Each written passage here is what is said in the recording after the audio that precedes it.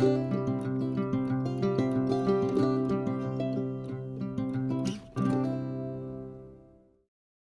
my name is Harley, and I am your host for this podcast series. Welcome to Clarion Chats, a new series on the Clarion Cause podcast where we're talking about previous and upcoming events. Today, I am joined by my co-host, Josh and Richard. Can you guys take a second to introduce your guys' self? Well, it's episode 3, so I'm probably just going to say hi by now. Hello, I'm Richard. I'm one of the editors here at the Clarion. For starters, April is Autism Awareness Month. All I could say is there's still a lot of stereotypes out there about autism. Yeah. I actually was reading a post the other day to prepare for Autism Awareness Month, talking about how using the puzzle piece for as a logo for autism awareness is actually kind of offensive. And really? I never knew that because I always saw Autism Awareness Month and puzzle pieces and that was just the thing. But they're it's low-key kind of offensive. Please don't do that. And I was like, oh. What was I'm kind of curious the reasoning behind the puzzle being an offensive kind of. Found why the puzzle piece is offensive. It's because it's a big symbolism for Autism Speaks.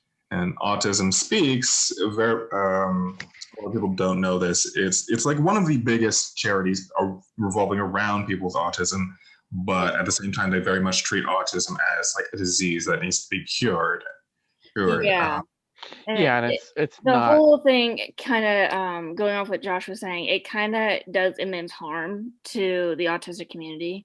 It's and that's why Autism Speaks always comes around each year around this time, and people are oh yeah, and they want to donate, but it's but also in a 2017 study, they found the puzzle pieces, and also the phrase "light it up blue" evoke negative associations and should be avoided. So I just thought that was pretty interesting when I read that, because I've always seen the puzzle pieces and I'm oh yeah. One of the things that's good about autism awareness is that a lot of people don't understand, that it is a spectrum, that you can appear to be completely normal, quote unquote, and have autism. You can be somewhere on that spectrum. So yeah, I if that's something to say about it, I would say educate yourself on it. Stop being dumb about it. There's information out there. I also had another conversation with somebody who's well, it's this new thing, and I was no, it's not a new thing. Yeah. It's always been here. We've just misdiagnosed it. Justin Bieber released a new album on March 19th, and he broke records. He became the first solo male to debut #1 on the Hot 100 and Billboard 200 simultaneously. And he also now has 23 career top 10 hits, which ties with Paul McCartney, the Rolling Stones, and Whitney Houston. So big record breaking for Justin Bieber, even though this isn't the first time he's broken records with an album. We saw the success also with Purpose. On March 31st, it was also International Transgender Day of Visibility, big day for the transgender community. And also what's big for the transgender community is Joe Biden has, obviously when he went into office, he kind of reversed some of the discrimination laws that the Trump administration put in place. But also what Biden has done is he's unveiled a $2 trillion federal infrastructure plan. He did this yesterday. Have any thoughts on that? I hope it goes through. I hope it gets passed. It would mean a lot of jobs for people. Also, I know a part of it is that he wants to do Amtrak, which would be super nice.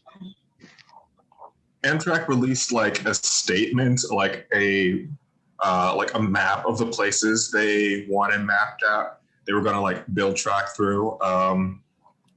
Some of the choices are interesting. I know I guess if only we're referring to local stuff, Uh, as Josh mentioned, it'll run through Dayton, which would mean Ooh. that people could ride the Amtrak to Columbus or Cincinnati. You could also, based on the map that I pulled up, because I wanted to see because I heard the Columbus Cincinnati thing, but I wanted to see like where else.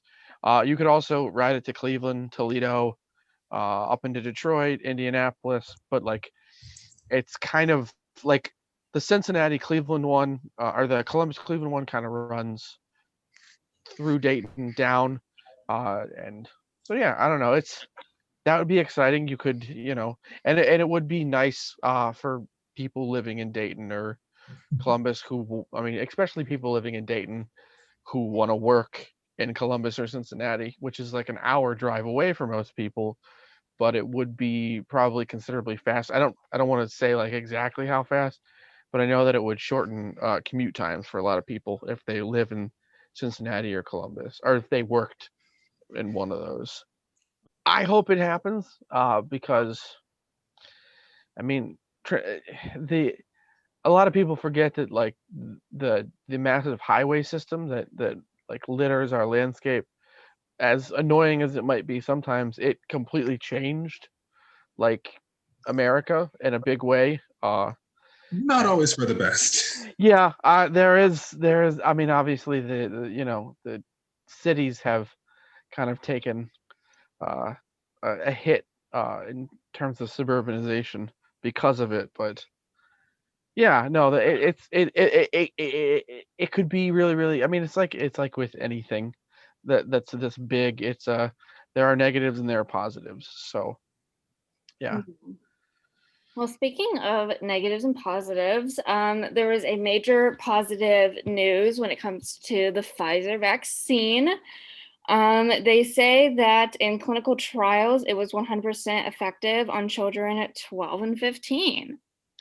Hooray. Yeah, Yeah. that's some pretty big news that it's like 100%.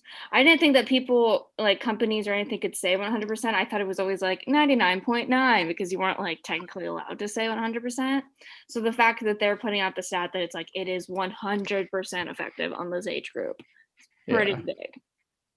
It probably helps that like I mean, statistically speaking, most younger people when they get the virus are less likely to get serious uh, effects. But yeah, no, I saw that last night in the news and I was excited. If you are over 16, you can get the shot now in Ohio. So please Yeah. do. Yes, but if you do get your vaccine, I know a lot of people want to post pictures with their vaccine card, but a lot of people, like the CDC and um, like very up there government officials, are like, please don't do that because what can happen is scammers can like make fake cards. They can get your information, they can find your social security number. So a lot of people are saying instead of posting the card, just post a picture of your sticker that says I got vaccinated. Please be safe against scammers, since this is a new thing that scammers are taking, you know, advantage of. So I have seen like people post their cards because I got mine, and when I got my card, I was like, I saw like people posting it. I was like, why are we doing this? This seems like a bad idea. Something about this feels like a bad idea. It feels like you're like posting a picture of your credit card. yeah, or I kind of like to look at it as like when a teen gets their like driver's license Yeah. and they post a picture of the driver's license. It's like, well, I now, if I zoom in good enough and I have a clear resolution, I can see your address, your full legal name, like your height, your eye color, all this stuff. And it's like, Yeah. On Monday, March 29th, Derek Chauvin, his trial started. I know in a previous podcast we talked about George Floyd's family suing the police department, and they settled on $27 million, which the city paid. But now the police officer's trial has begun. Mhm. Um, Now the main question is he going to get charged for anything? Uh, no, more than likely not. No, I don't. more than likely isn't going to be charged. There are a number, like, this is one of the out of all the cases we've seen over the years, this is one of the strongest, really big cases. If he was charged, it would be pretty big, but at the same time, I'm not holding my breath. Yeah. I guess we should say, I mean, he's already been charged technically. Will he actually serve time, or what will the consequences be? Probably up to what they should be. Uh, in the case of, like, I mean, you kneel on somebody's neck for 8 minutes. It seems like your intent is pretty bad. Uh, so like there's enough evidence there, but there's also hey, will he get what he probably should? Probably not, I'd say. Well, that also raises a good question though. Like if he does, let's say like hypothetically, he does get charged and he does serve the time, do you think he's gonna be like serving the whole time? Or do you think they're like, oh, you served 5 of your like 20-year sentence, you're good to go? Probably not the whole time, but currently he has a number of charges against him, ranging from light to I forget the maximum penalty time they've put to him. I think Mac. So basically, they're hitting him with a bunch of different things, trying to get at least something to stick. Yeah. So it's possible he'll have to serve time. What do you think if he like doesn't get time and nothing happens and they're like, oh, he's acquitted?